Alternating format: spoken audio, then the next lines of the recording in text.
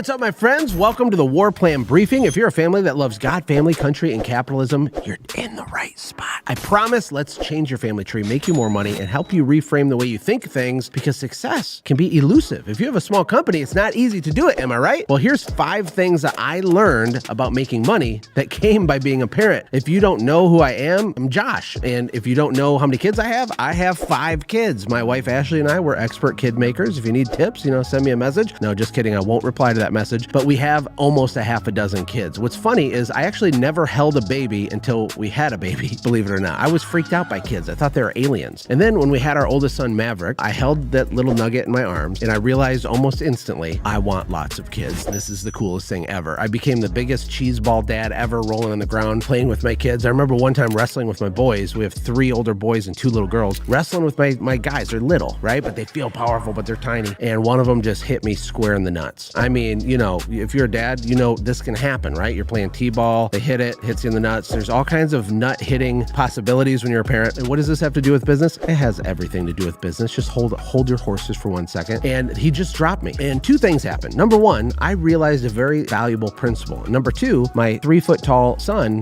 felt very powerful.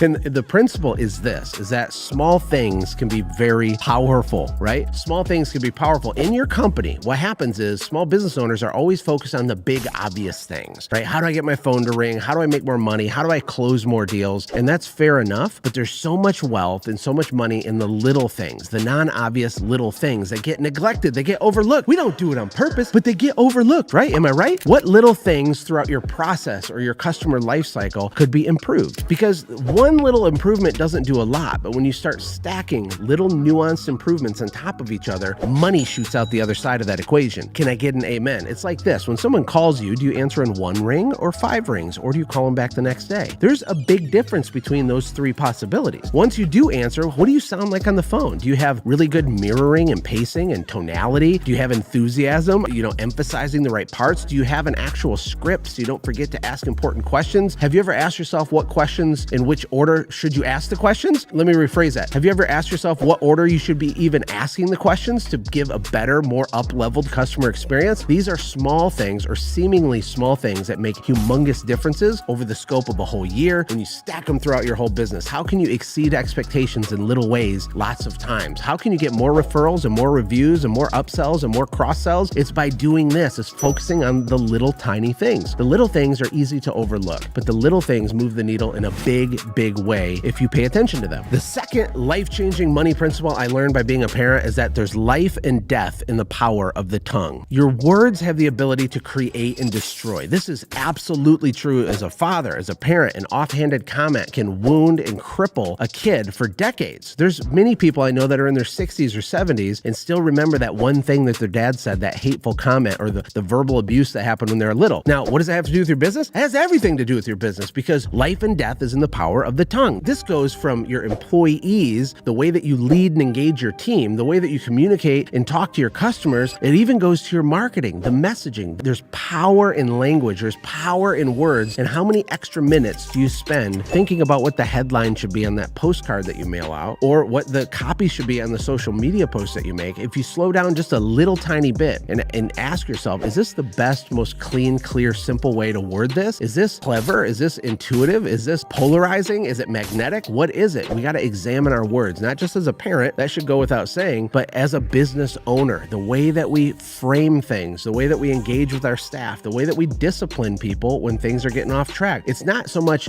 do you discipline or do you not discipline your staff? It's not so much, do you market or do you not market to get new customers? You're probably doing a version of both of those. The real question is this: how do you discipline your staff? And how do you do your marketing? The power is in the how. It's in the nuance. It's in the little things. And your words are money-making machines. They're also potential destruction for you. The words you say creates beliefs in your heart. The beliefs in your heart become actions in your hand. It's a mental war to run a small company. It's not easy to get up every day with enthusiasm when things seem like they're falling apart, or things seem like they're not moving fast enough or progressing quick enough. I totally get it. But the words you say to yourself, the words you say to your team, the words you say to your family, and the words you use in your marketing will unlock new levels of opportunity for you if you just pay attention. You don't have to be a wordsmith. You don't have to be a Harvard MBA. Okay, I went to community college for like 3 seconds. I stopped by, but I'm not successful because of some standard education. I'm successful mainly because of getting a bachelor's degree in pain, a master's degree in suffering, and not giving up for almost 20 years, iterating and learning these ideas. The third principle I learned from my 5 kids about business and making money is that they model, they don't listen. I mean, they technically listen, but their behavior is not based on what I say. Their behavior is based on what I do. You know, I remember growing up, my dad would say, Josh, don't smoke. And he'd be like smoking a cigarette. Now, to my dad's credit, he totally quit smoking for me as a kid, and it was legendary. But the principle's true. And there's been so many times I've told my kids, don't do that. Well, you should eat healthy while I'm eating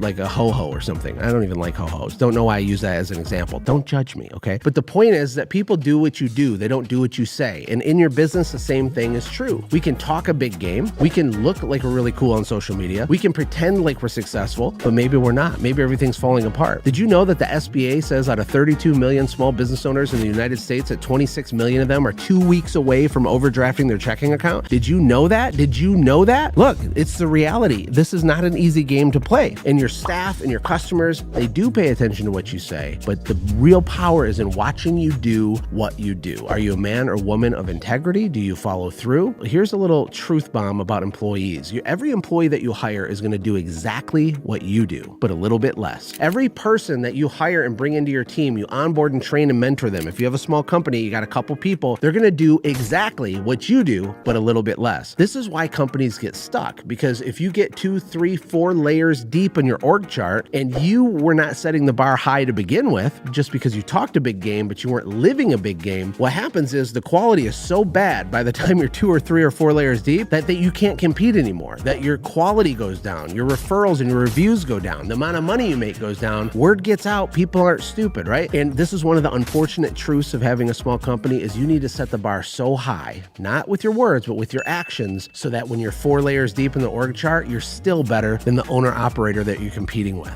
That's how high the bar has to be set. The fourth thing I learned by being a parent that applies to business and money is that I am a walking radio transmitter. You know, I heard Alex Hormozi say one time that sales is a transference of enthusiasm. I always call it an enthusiasm transplant. Same thing, but you got to understand that human beings are receivers and transmitters of vibes, okay? I'm not talking about occult, weird, new age, hippie stuff. I'm just saying we have vibes, there's feelings, there's nonverbal signals being broadcast out of us. You know, when it comes to parenting, I could be having a horrible day, and I think I'm keeping it from my kids. But the minute I walk through the door, they know exactly what's going on in my head. They can see by my body language, the look on my face, the vibe that I'm putting off, and it resets the tone in the room. I could have one little thing, or the tone of my voice is different. You got to understand that the way you show up in team meetings, when you're recruiting, when you're selling, makes a gigantic difference. That's why a good sales tip is to sell like you have $1 million in the bank. Have you ever noticed that it's easier to sell stuff when you don't need to sell stuff? Have you ever noticed it's easier to close the deal when it doesn't really matter if you do or if you don't? That's because your radio transmitter is putting out a different signal when you feel like that. So the game is not to sell more stuff, it's to feel a certain way so that your transmitter is broadcasting the right signals. Are you picking up what I'm throwing down? This is true at home, it's true in leadership, it's true in sales, it's true with everything, even to yourself. Managing the way you feel is the game. It's not about being successful, it's about feeling like doing the things that automatically yield success to you. And last but not least, the last money principle I learned from my kids is that my job is not to be a good dad. My job is to become an effective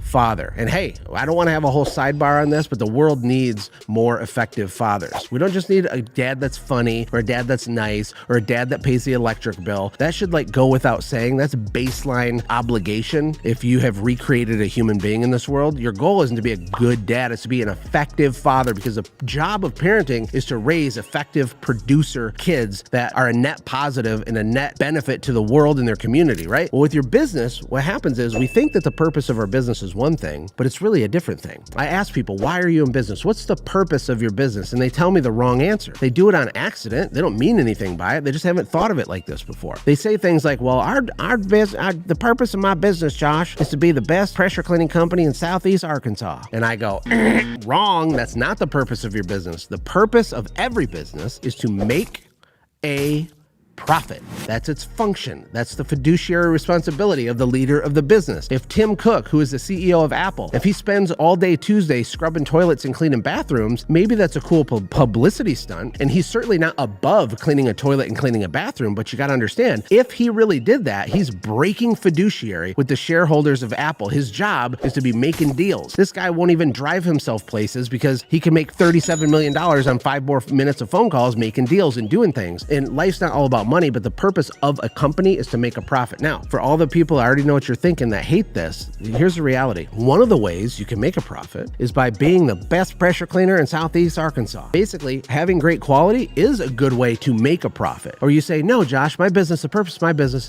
is to support all of my employees. Okay, fair enough, but no, it's not. If it is, then I want you to close down your LLC and go open a 501c3 and make it a nonprofit. That's fair enough. I honor you for that, but you're not going to do that, are you? Because the purpose of your business is to make a profit. Having good employee culture, taking really good care of your employees, being an amazing person to work for is an incredibly effective way to make a profit. But let's not get it twisted. The purpose is to make a profit. And when you don't look at it like that, you get the wires all tangled. You're not making any money. You feel like, is this a charity? Am I just trying to be a nice person, or am I trying to build a company? Am I actually getting out of debt? Does my business even make profit? I don't know, because I'm focused on all the wrong things. And so listen, hopefully some of these principles resonated with you. I hope they did. If you're getting value out of this video, share it. Share it with someone who needs to hear it. Share it with someone who's discouraged, who's having a hard time. Maybe it'll flip a switch in their head and get them back into momentum. I appreciate you being here. I value your time tremendously. And leave me a comment. I would love for this to be a dialogue, not just a monologue. Let me know where you're from, what you're doing, what you're up to.